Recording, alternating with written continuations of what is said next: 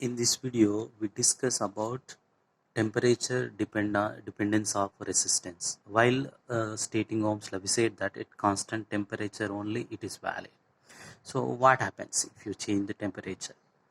And we know the origin of resistance. Suppose you have a wire like this, and it wire means it is any conductor. In all conductors materials, they contains atoms, right?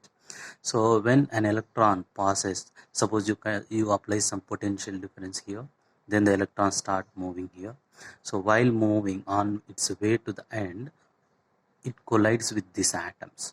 So this provides the necessary resistance, and that is the reason for resistance. So here we see what happens if you increase the temperature, then this electron gains more kinetic energy and moves very rapidly and collides with more number of atoms. Okay, so the resistance opposition to this electron increases. So it is just like a slow car hit. A slow car has a less probability to hit with any other cars on the road traffic, but a rapidly moving car has more probability to hit more number of cars. So it is just like, so an electron, when it is moving in a conductor, when you increase the temperature, it gains more and more kinetic energy, moves more rapidly and collides with more number of atoms. So the resistance increases. And in case of semiconductors, that scenario is different. So it increases electron hole combinations, so the resistance decreases. Okay, so we have seen that in conductors, if you increase the temperature, resistance increases. In semiconductors, if you increase the temperature, resistance decreases. Now we'll calculate one coefficient called temperature coefficient of resistance. This defines how this resistance depends on temperature. So let's say we are having a conductor whose initial resistance is R naught at a temperature T naught. And let's say we change the temperature from T naught to T, and the new resistance is R. Change in resistance is equals to R minus R naught.